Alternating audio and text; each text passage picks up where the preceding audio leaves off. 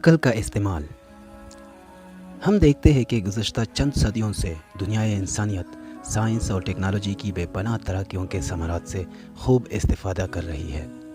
ان ترقیوں کے درمیان دنیا نے یہ منظر بھی دیکھا کہ دنیا کی بعض قومیں ابھر رہی ہے اور بعض دوسری قوموں کی سیادت و قیادت اور عظمت و رفعت کا سورج ڈوب رہا ہے۔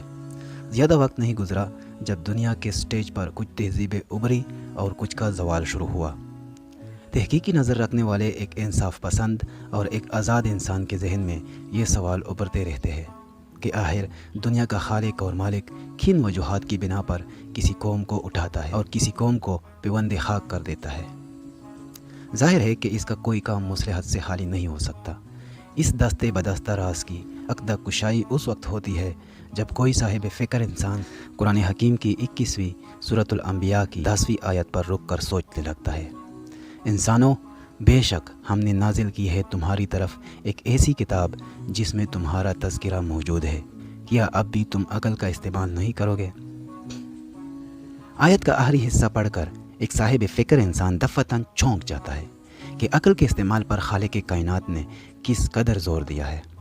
دنیا کی کسی اور کتاب میں عقل کے استعمال کی ایسی کسی ترغیب کی نظر نہیں ملتی۔ کبھی کبھی میں خود بھی سوچتا رہ جاتا ہوں کہ آخر کیا بات ہے کہ جس کتاب پر میں ایمان رکھتا ہوں، انسانی عقل کو دعوت دینے والی یہ اور ایسی تمام آیتوں کی تلاوت کرتا ہوں، ان سے اب تک کیسے لاپرواہ رہا؟ کہیں ایسا تو نہیں کہ جس طرح کا برتاؤ میں نے اس کتاب مقدس کے ساتھ اب تک روا رکھا، شاید اسی کی یہ نتائج ہو کہ آج تک میں نے عقل کا استعمال کیا، نہ دنیا کو کچھ دینے کے قابل بنا۔ عصر حاضر کے تیز رفتار گھومتے پہیے میں میری کوئی وقت نظر نہیں آتی۔ اجتماعی زندگی میں کوئی مجھ سے کسی پالیسی میکنگ کے سلسلے میں پوچھتا تک نہیں کہ کسی معاملے میں تمہاری تجویز کیا ہے اور تم کس رائے کے حامل ہو۔ کبھی کبھی تو یہ احساس کی چوکے لگانے لگتا ہے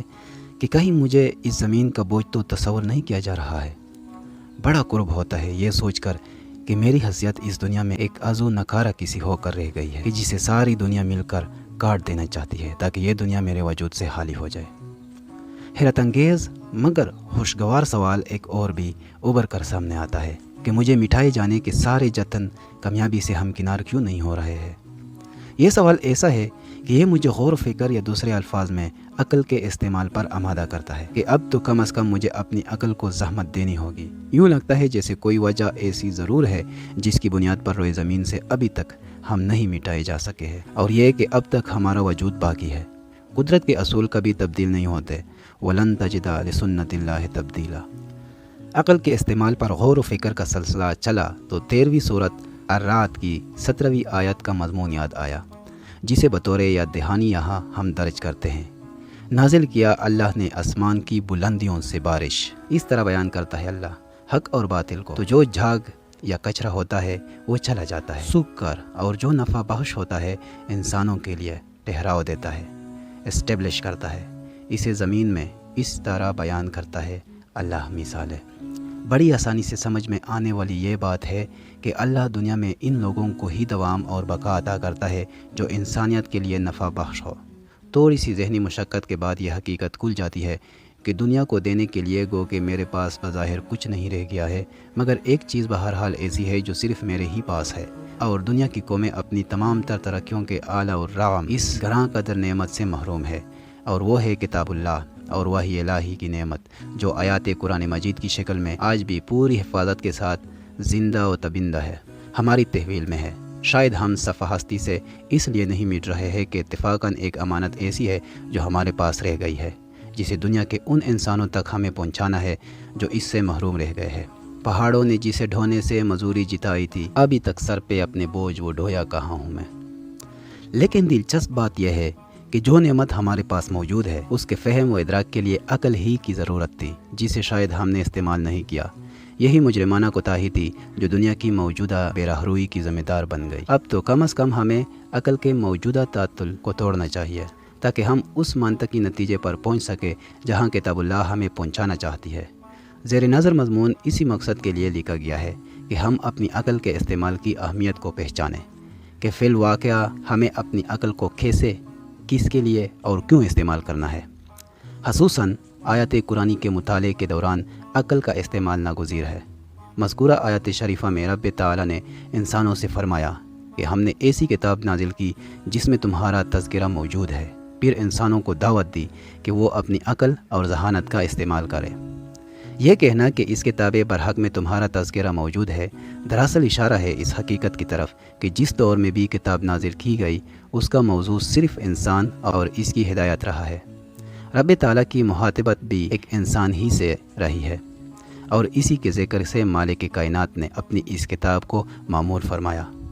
رب کائنات کا انسانوں سے یہ کہنا کہ میری کتاب میں تمہارا تذکرہ موجود ہے ایک ایسا بیان ہے کہ انسانوں کو چونک جانا چاہیے، اس لیے کہ اپنے تذکرے کی طرف متوجہ ہونا انسانی فطرت کا خاصہ ہے۔ فرض کیجئے کہ کوئی دوڑتے ہوئے آئے اور ہمیں یہ اطلاع دے کہ آج کے اخبار میں آپ کے بارے میں کوئی خبر شائع ہوئی ہے، یا پھر خود اخبار کا مدیر یہ اطلاع دے کہ ہمارے اخبار میں آپ کا تذکرہ موجود ہے، تو ہم تصور کی آنکھ سے اپنی اس کیفیت کو دیکھ سکتے ہیں جو اس خبر کے رد عمل میں ہم پر طاری ہو سکتی ہے۔ ہم بے چین ہو اٹھیں گے کہ دیکھیں آخر ہمارے بارے میں کیا لکھا گیا ہے۔ اب یہی بات کتاب ہدایت میں ہو تو نہ جانے کیوں ایسی نوعیت کی بے چینی ہم میں پیدا نہیں ہوتی کہ معلوم کرے کہ ہمارے خالق نے اپنی کتاب میں ہمارا کیا تذکرہ فرمایا ہے۔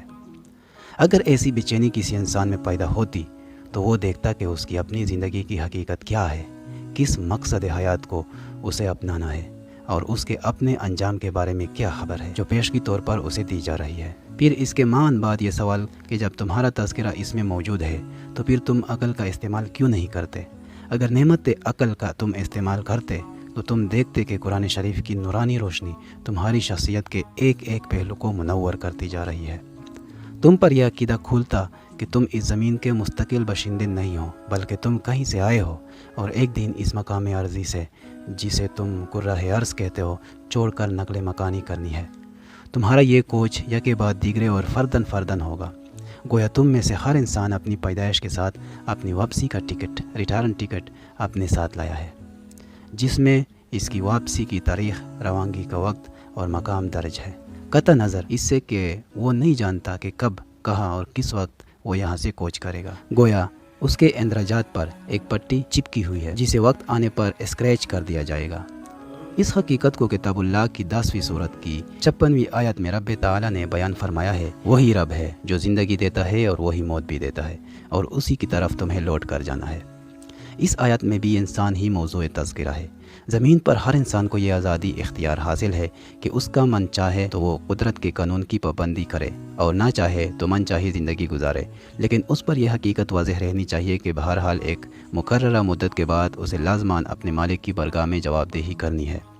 وفا شعاری اس سے یہ مطالبہ کرتی ہے کہ اس آزادی اختیار کا بے جائے استعمال نہ ہو، قانون اور قاعدے کے تحت زندگی گزرنی چاہیے، اس لیے کہ تسلیم و رضا کا تقاضا یہی ہے کہ جس نے زندگی دی اسی کے قانون کے اتباع انسان کا فریضہ بن جائے، اور اسی کا یہ استحقاق بھی ہو کہ موت کی راہ سے وہ اپنی مخلوق کو جس لمحہ واپس طلب کرنا چاہے کرے۔ عقل سے جب بھی پوچھا جائے گا کہ کس کا قانون زمین پر جاری و ساری ہو تو یہی جواب ملے گا کہ جس نے اس دنیا کو پیدا کیا، بس اسی ہستی کا قانون چلنا چاہیے۔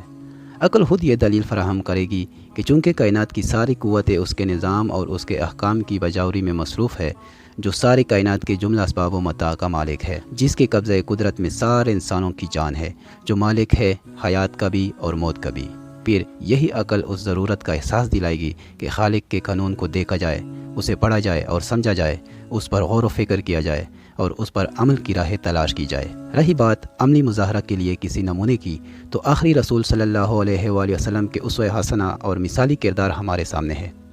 33ویں سورت کی 21ویں آیت میں رب تعالیٰ نے ارشاد فرمایا، بے شک تمہارے لیے زندگی کے ہر پہلو میں اللہ کے رسول صلی اللہ علیہ وآلہ وسلم میں ایک مثالی کردار اور اسوہ حسنہ موجود ہے۔ نیز 68ویں سورت کی 4تھی آیت میں آپ صلی اللہ علیہ وآلہ وسلم کے تعلق سے ارشاد فرمایا گیا، بلا شبہ آپ صلی اللہ علیہ وآلہ وسلم اخلاق کے عظیم معیار پر ہے۔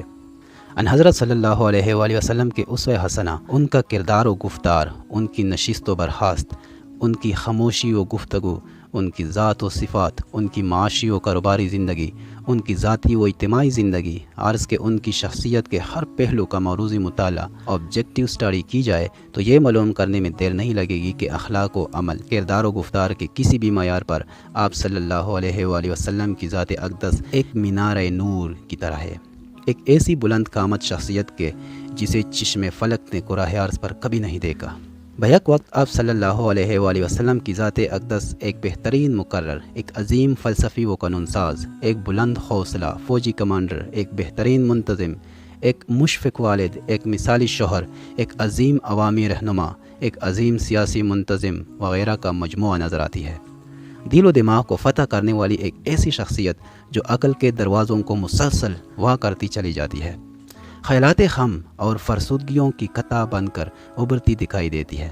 انسانیت کو تہمات پر مبنی نظریات سے نجات دلاتی نظر آتی ہے، جس نے تصویروں اور بتوں کے آگے سر جھکانے کی رسم کو بے خوبند سے اکھاڑ دے۔ اس کا لازمی تقاضا یہی تھا کہ وہ بلاخر دنیا کی اکثریت کے دل و دماغ پر حکومت کرے، ایک سدا بہار ایمانی سلطنت کے بانی کی طرح انسانوں کی معلوم تاریخ ایسی مثال پیش کرنے سے قاصر نظر آتی ہے۔ کردار کی ان ساری جہتوں میں ایک قدر مشترک یہ نظر آتی ہے کہ یہ ایک پیکر رحمت کا کردار ہے، جس کی رحمت انسانوں پر چھائی ہوئی ہے۔ اس مرحلے پر ہمیں جائزہ لے کر دیکھنا چاہیے کہ اپنے نبی صلی اللہ علیہ وآلہ وسلم کی طرح، جن کی اتباع کا ہم دعویٰ کرتے نہیں تکتے، کیا ہم بھی ساری انسانیت کے لیے رحمت بنے ہوئے ہیں، یا دنیا ہمارے وجود کو ایک زحمت سمجھنے لگی ہے؟ 21ویں سورت کی 107ویں آیت میں رب تعالیٰ نے فرمایا کہ ہم نے آپ کو سارے جہانوں کے لیے رحمت بنا کر بھیجا ہے۔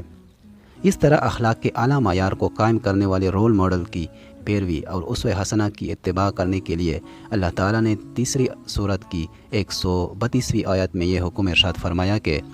اور اطاعت کرو اللہ کی اور اس کے رسول صلی اللہ علیہ وآلہ وسلم کی، تاکہ تم پر رحم کیا جائے۔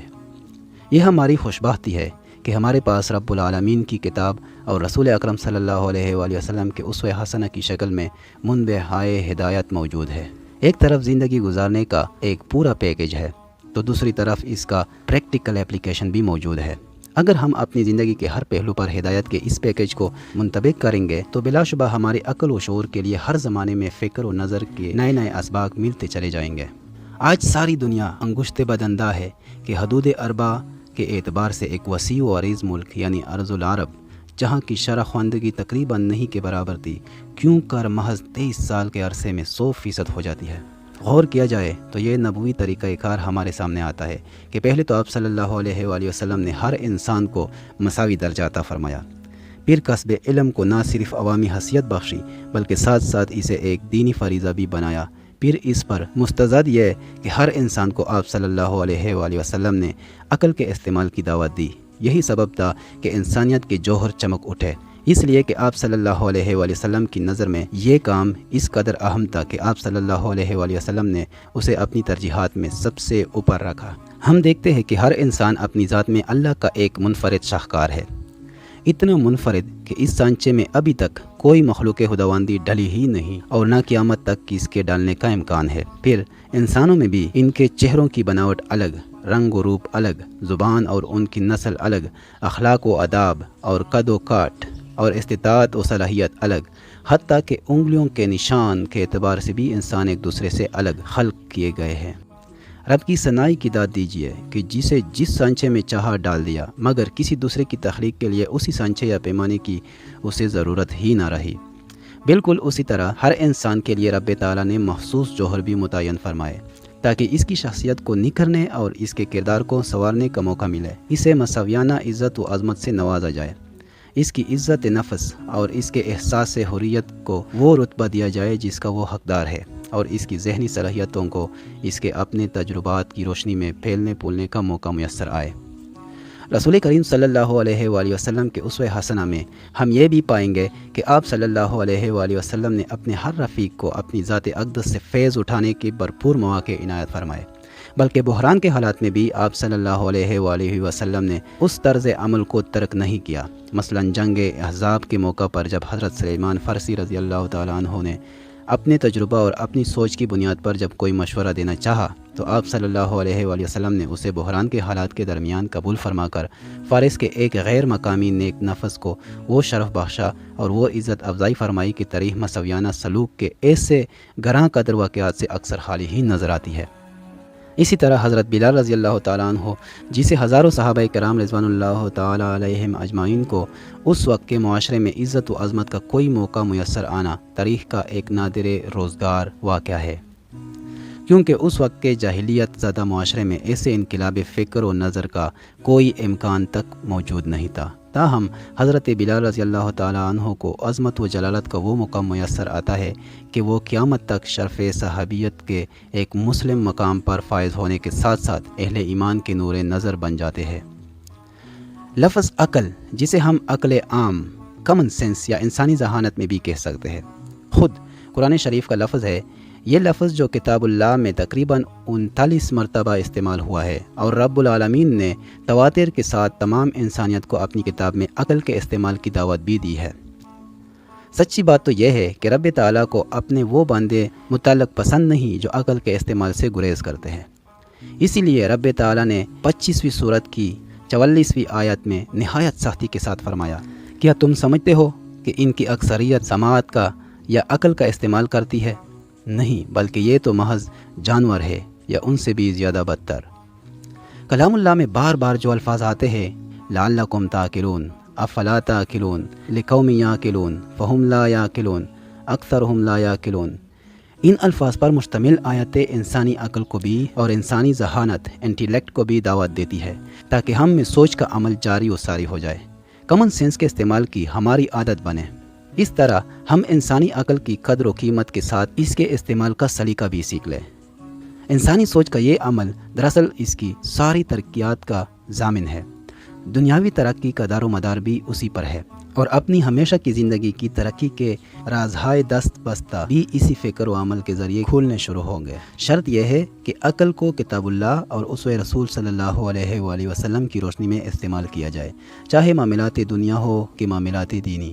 کتاب اللہ میں ہے کہ بار بار کی یاد دہانی کے بعد بھی جو انسانی ذہن سوچنے، سمجھنے اور تجربہ و تجزیہ کرنے اور اپنی ذہانت اور عقل عام کو استعمال کرنے سے گریز کرتے ہیں، تو ان کے حق میں رب تعالیٰ کی بڑی سخت وعیدیں ہمیں قرآن مجید میں ملتی ہے۔ مثلا 8ویں سورت کی 22ویں آیت میں ارشاد باری تعالیٰ ہے، بے شک اللہ کے نزدیک بدترین مخلوق وہ لوگ ہیں جو گونگے ہیں، بہر ہے، جو عقل کا استعمال نہیں کرتے۔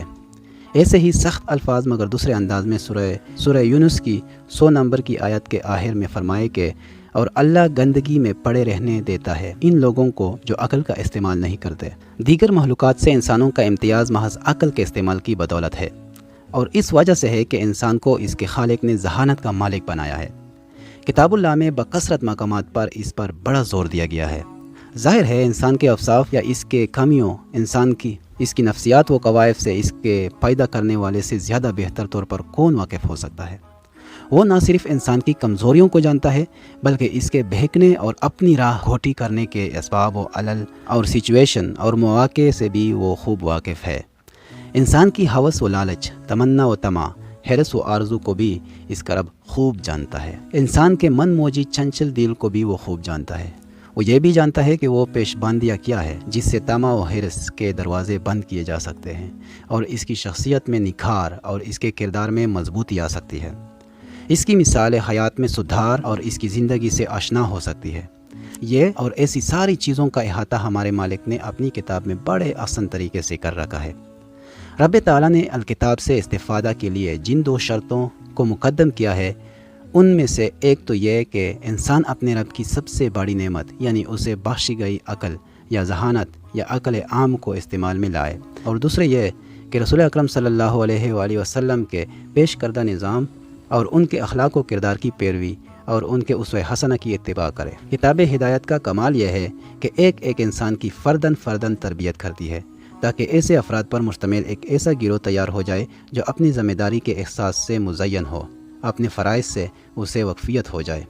اس میں دوسروں کے حقوق ادا کرنے کا سلیقہ آئے، اس لیے کہ کلام اللہ میں انسان کو بتا دیا گیا ہے کہ کیا کرنا ہے اور کیا نہیں کرنا ہے۔ تسلسل کے ساتھ ذاتی تلاوت میں، نمازوں میں، خطبات میں، تراویح میں، عیدین میں، عرض کے ہر لحظہ اور ہر مقام پر اس کے کانوں سے یہ یاد دہانی گزرتی ہی رہے تاکہ ہر فرد اپنی ذات کی حد تک اپنی گمراہیوں کو دفع بھی کرتا رہے اور اپنے سدھار کے سامان بھی وہ خود ہی کرتا رہے، اس لیے کہ انسان اپنا محتسب آب ہے،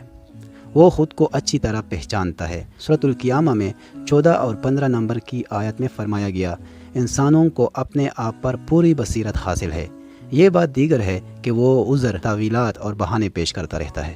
کوئی بیرونی قوت یا قانون کا کوئی شکنجہ انسان کے سدھارنے میں کبھی مکمل طور پر کامیاب نہیں ہوا۔ ایک ہی طریقہ ایسا ہے جس کے سبب اس میں کامیابی کا فیصد بڑھ سکتا ہے، اور وہ ہے انسان کا خود اپنی جانب سے اپنی ذات کا احتساب۔ اگر وہ خود چاہے تو اس کی اصلاح ممکن ہے۔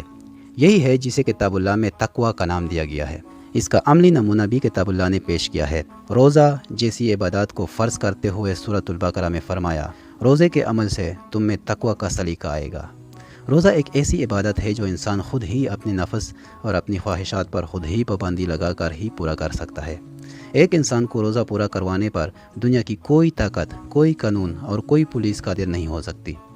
تقویٰ، احتساب اور اپنی ذات کا تجزیہ کا عمل ایک عمل مسلسل ہے۔ احتساب کے مراحل کا آغاز اگر زندگی میں جاری نہیں ہوا ہے تو انہیں جاری کرنا ہوگا۔ از خود اپنی ذات پر پیشبندیاں و پابندیاں لگانی ہوگی۔ اس طرح بصیرت اور عقل جیسی قدرتی نعمتوں کے استعمال کی ترغیب و تاکید کتاب اللہ میں ہمیں بار بار ملتی ہے، اور ان کے صحیح استعمال کے سلسلے میں کی جانے والی لاپرواہی پر رب تعالیٰ کی ناراضی بھی ہمارے سامنے ہے۔ اپنی شخصیت کے نکھار کے لیے، اپنی ذات کی تعمیر کے لیے ایک نسخہ ذہانت کی شکل میں سارے انسانوں کو دیا گیا ہے۔ ہر شخص اپنی عقل کی صلاحیت کا، عقل عام کا اور ذہانت کا بھرپور استعمال کرے۔ عقل کے استعمال کے ساتھ اللہ کی کتاب اور نبی کریم صلی اللہ علیہ وآلہ وسلم کا اسوہ حسنہ اور کردار کے سامنے ہو تو نہ صرف ہماری یہ دنیا کردار کے حسن و جمال سے آراستہ ہو جائے گی، بلکہ دنیا کے ساتھ ساتھ ہماری آخرت بھی سنور جائے گی۔ I hope you will like this video. If you like, click the subscribe button and share it. Thank you.